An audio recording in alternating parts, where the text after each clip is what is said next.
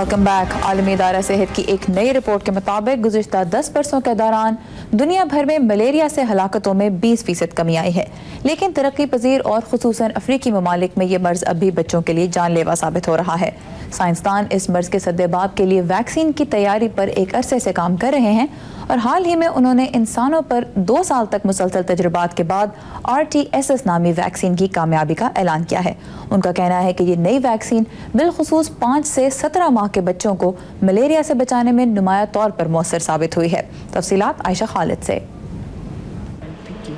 Malaria کے خلاف دنیا کی پہلی ویکسین پر کام کرنے والے سائنسدان RTS کے تجرباتی استعمال کے نتائج کو ایک اہم کامیابی قرار دے رہے ہیں۔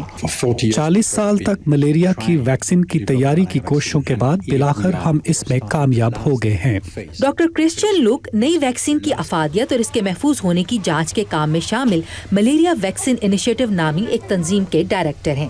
افریقہ کے 7 ممالک میں ہزاروں بچوں کو یہ ویکسین دی گئی۔ تحقیق دانوں کو معلوم ہوا کہ ان بچوں میں شدید قسم کے ملیریا میں مبتلا ہونے کا خطرہ 90% کم ہو گیا ہے۔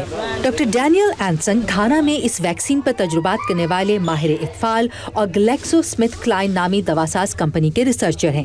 Glaxo Smith Klein malaria vaccine کی تیاری پر $30 کروڑ خرچ کر چکی ہے۔ تیسرے مرحلے پر افادیت اور حفاظت کو پرکھا جاتا ہے، جن کے لیے ہمیں مستقل مثبت نتائج ملے۔ اس سے ہماری بہت حوصلہ افزائی ہوئی ہے۔ ڈاکٹر اینسن کو ملیریا کے خلاف عالمی جنگ میں اس ویکسین کے مفید ہونے کا یقین ہے، لیکن ناقدین کہتے ہیں کہ تجرباتی استعمال میں نئی ویکسین کو شدید ملیریا کے خلاف صرف 47% تک مؤثر پایا گیا۔ ان کے خیال میں یہ سطح اونچی ہونی چاہیے، لیکن ماہرین اطفال کے مطابق ہر سال 8 لاکھ بچوں کی اموات کا باعث بننے والے ملیریا کے خلاف حفاظت کی یہ سطح بھی ہزاروں جانیں بچا سکتی ہے۔ ڈاکٹر جان کوہن RTS تیار کرنے والوں میں سے ایک ہیں۔ ڈاکٹر کوہن کہتے ہیں کہ ملیریا کے خلاف ویکسین کی تیاری ایک بڑا سائنسی چیلنج رہا ہے۔ میرے خیال سے اصل مسئلہ پیراسائٹ یا طفیلیہ خود ہے۔ ملیریا کا پیراسائٹ اور عموماً تمام ہی پیراسائٹس بہت پیچیدہ جاندار ہوتے ہیں۔ بیکٹیریا یا وائرسز کے مقابلے میں ان کے DNA کی ساخت انتہائی پیچیدہ ہوتی ہے۔ گلیکسو سمتھ کلائن اس ویکسین پروگرام میں $5 کروڑ سے $10 کروڑ تک مزید سرمایہ کاری کرنے کا منصوبہ رکھتی ہے۔ ریسرچرز اس وقت جاری تیسرے مرحلے کی تکمیل کے بعد اس ویکسین کا آبادی کے بڑے حصوں میں تجرباتی استعمال شروع کرنا چاہتے ہیں۔ ویکسین تیار کرنے والے حتمی نتائج کو عالمی ادارہ صحت میں سن 2014 تک پیش کرنے کا ارادہ رکھتے ہیں۔ انہیں امید ہے کہ WHO اس ملیریا ویکسین کو مستقبل میں بچوں کے ویکسین پروگرام کا باقاعدہ حصہ بنانے کی تجویز دے گی۔ ودوشی سنہا کے ساتھ عائشہ خالد، اردو VOA۔ ترقی پذیر ممالک سمیت دنیا کے مختلف حصوں میں آج طبی سہولتوں اور صحت سے متعلق معلومات کی فراہمی میں موبائل فون اہم کردار ادا کر رہے ہیں۔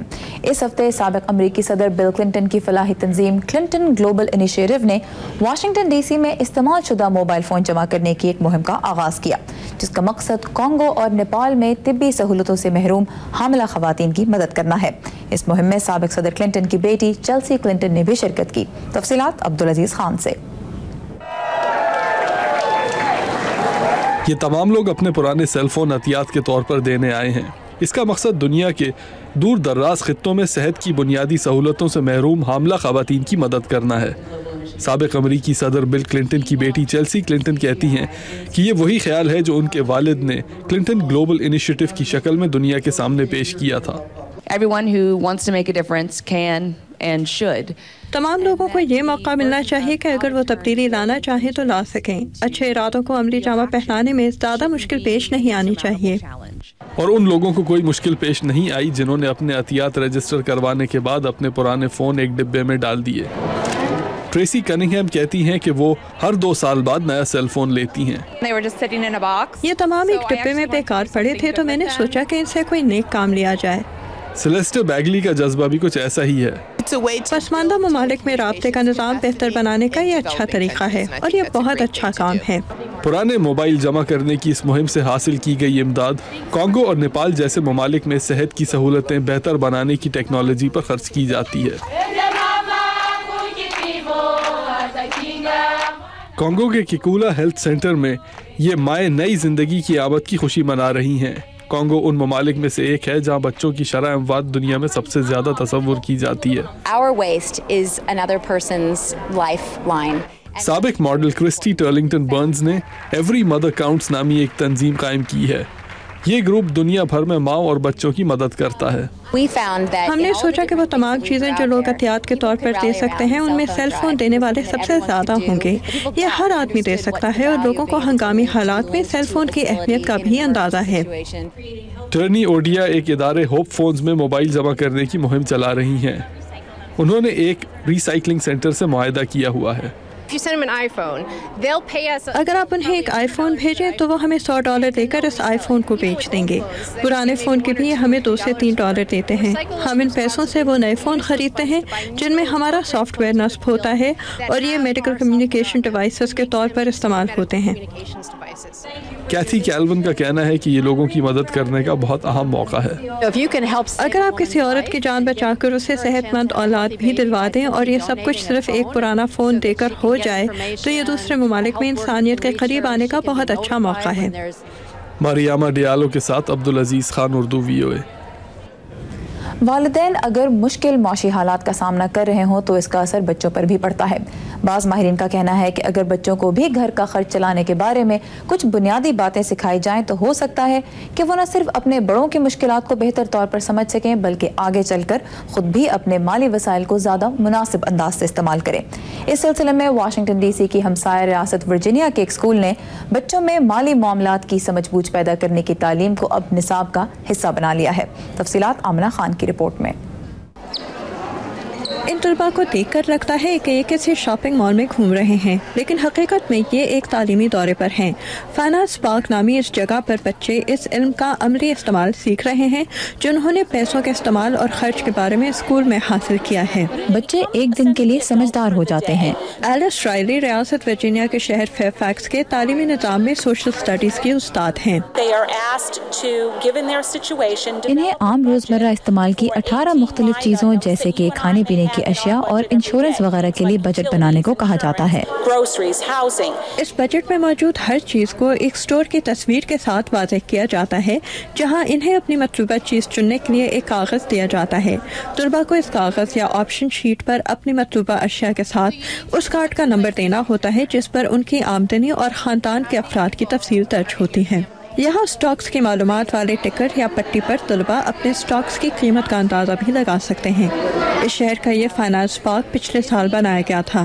یہ گزشتہ 10 برسوں میں امریکہ میں بننے والا اس طرز کا 15واں پارک ہے جسے جونیئر اچیومنٹ نامی ایک غیر منافع بخش تنظیم نے بچوں میں مالی معاملات کی سمجھ بوجھ پیدا کرنے کے لیے بنایا ہے. ایڈ کرینئر اس تنظیم کے واشنگٹن DC چیپٹر کے صدر ہیں. معاشی مندی کے بعد سے امریکہ میں فائنانس پارک کی طلب میں اضافہ ہوا ہے. ہم مزید پارکس تعمیر کر رہے ہیں.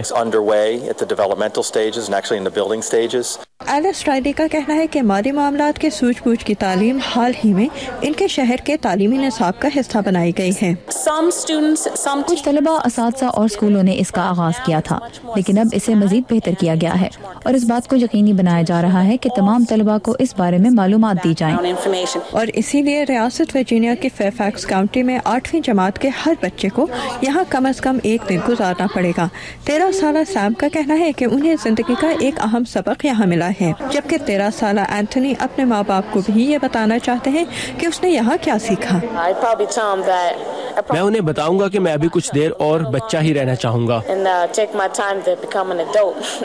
لیکن 8ویں جماعت کے ان طلباء کے لیے یہ مالی معاملات کی سمجھ بوجھ کا آخری موقع نہیں ہے.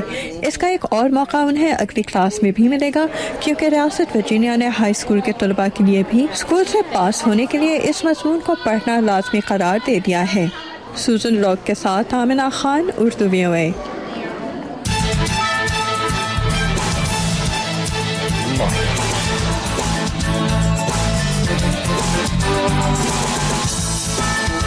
آج کی ٹاپ سٹوریز اور اس پر ماہرین کے تبصرے پروگرام ان دا نیوز میں. تازہ ترین خبروں اور حالات حاضرہ پر تجزیہ کاروں کے تبصرے وائس آف امریکہ سے اردو نشریات میں شام 7 بجے سے صبح 7 بجے تک. یہاں پر ہم لیں گے ایک بریک اور امریکی سیاست کے اتار چڑھاؤ پر بننے والی فلم آئیز آف مارچ پر ایک نظر. بریک کے بعد ہمارے ساتھ رہیے گا.